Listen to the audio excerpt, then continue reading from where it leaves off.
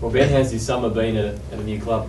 Yeah, been really good. Been really enjoying the training. I mean, it's been hard. It always is at any pre-season, but yeah, it's been excellent. Couldn't ask for a better start at a new club, I don't think.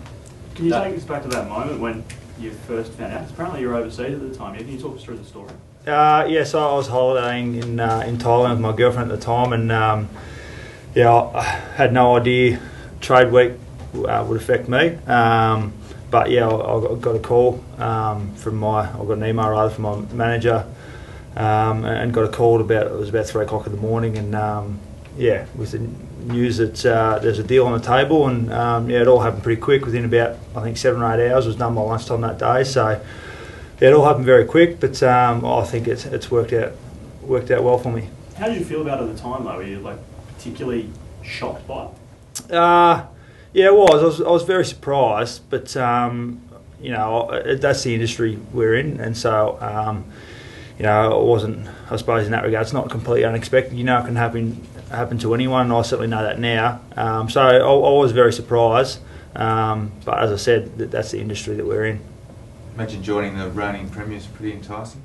Yeah, I think I'm extremely privileged, you know, and very lucky to be asked to come play for the reigning premiers, and yeah, thrilled to get a chance. Obviously, there was probably a period of adjustment for me. Haven't been at the Saints for 6 years, and all of a sudden it all changed in a few hours. And I'm sure it'll still be a little bit weird pulling the Brennan gold jumper on, and especially when we play the Saints. But yeah, I'm thrilled to be here, and I think I'm very lucky. Is it taking you longer to develop an understanding with the Hawk midfielders and with your fellow ruckman?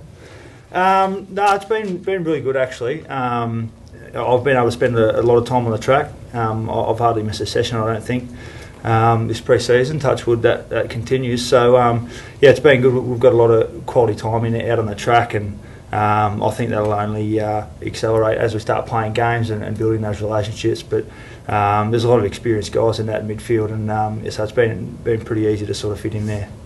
Take us through where you were on grand final day last year, not realising you'd be playing with Hawthorn. Yeah, I was just at up my farm in the country, and sat down, had a couple of quiet beers, and watched it, and didn't really care who won or anything like that. Probably, if anything, I wouldn't have minded for the good of the game, Freo winning, which is, yeah, you know. And then a couple of weeks later, that's obviously all gets flipped on its head. But yeah, so that's just one of those funny things. But yeah, so I couldn't have been further from it, really. I mean, we'd finished playing a month before, and it's always a little bit weird to sit there, you know, watching and knowing I'd had the privilege of being there on grand final day before, but yeah, couldn't have felt further from it on that day. You saw obviously St Kilda after the grand final, the close miss and draw and whatever. Have you seen a hunger in this? Even though the team's won a premiership here, you walk straight in and see that the hunger's still there with Hawthorn? Yeah, it's been really obvious actually, and maybe that's aided by there've been a few guys, you know, these guys with the knee injuries, that are really just you're hungry to get a crack at it. So, but it's been really noticeable in all the training and the discussions that yeah, everyone's really hungry and real focus on improving. You know, so I think we've seen in the last few years in the AFL, if you just maintain your status quo, you know, someone will overtake you. So it's really been about trying to improve and take that next step again.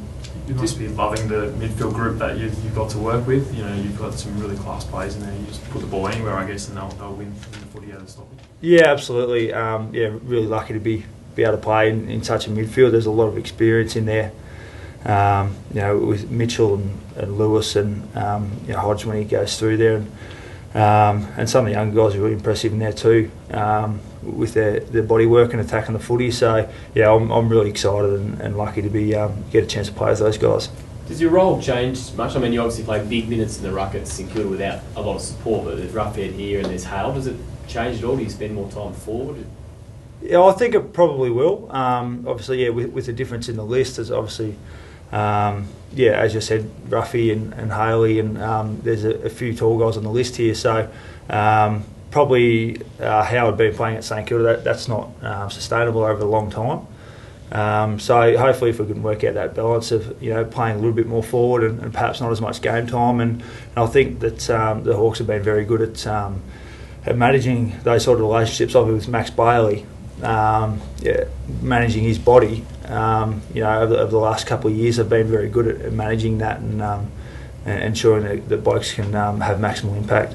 Have you got a sense of how your dynamic with David will work? Will you do predominantly the ruck and he'll play forward sort of ruck? No, not sure about that yet. I suppose we'll probably figure that out as we get into games, but I don't think there's any set plan on it. I think that's the beauty of having, especially watching guys like Ruffy and Haley being able to play those both roles so well. If one guy's going well forward or in the ruck on any given day, you can sort of adjust the mix a little bit to make it work for you on any given day.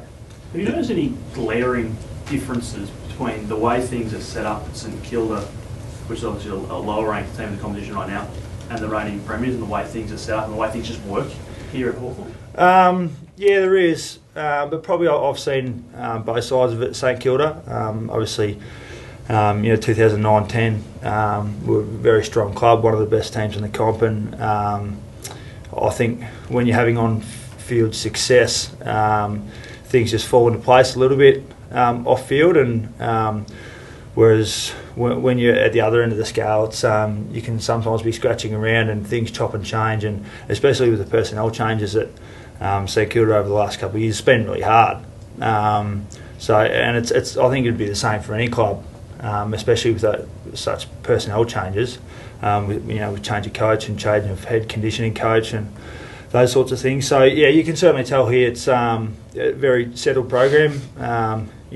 With Alistair and Andrew Russell running the program, it's very stable, and everyone's very clear on where they need to improve. So it's been very good in that regard. But certainly, as I said, I saw both ends of it at St Kilda, and it is really hard. When you're going through that rebuilding stage and getting those changes of personnel, in the staff and the playing list, it's really tough. Are you expecting the interchange cap this year will have much of an impact on you? I'm not sure. I don't know it'll have that much impact on me or on rucks in general, but it'll be interesting to see how it affects other guys, possibly midfielders and the small forwards who do all the running. Maybe it'll affect some teams more than others depending on how much they have rotated in the past. But yeah, not really sure what to make of that. But I don't think it'll be huge changes anyway. Do you feel your chance of winning a flag at St Kilda might have gone, given they're in a big rebuilding stage now, and then suddenly you lob at a club and they're very much in a premiership window? Do you mean in my career to be able to win? Yeah. I think it's too hard to say. I mean, I don't profess to be any sort of expert in predicting where clubs are going to end up. But no, I wouldn't have ruled it out at all. I mean, I was contracted at the Saints and really, I suppose, consider myself a Saints player for life. Certainly, I wasn't thinking otherwise. So, you get things thrown at you, and as I said, I think I'm very lucky to be now here at Hawthorn. But no, I don't think you could rule it out at any club. I mean, I'm only 24. Hopefully, I've got a lot of footy left to play. I think certainly wouldn't be writing the Saints off while I'm playing footy anyway. It seems like if you've still got that real affinity with St Kilda, what's it going to be like playing them for the first time in the season? Yeah, not sure. I think it'd be a little bit weird, but there's certainly no hard feelings there. I don't think between anyone, between clubs or myself and the club, and obviously keep in touch with my mates from St Kilda. So I think it'd be a little bit weird in that regard, but I certainly don't picture it being any sort of grudge match or anything like that.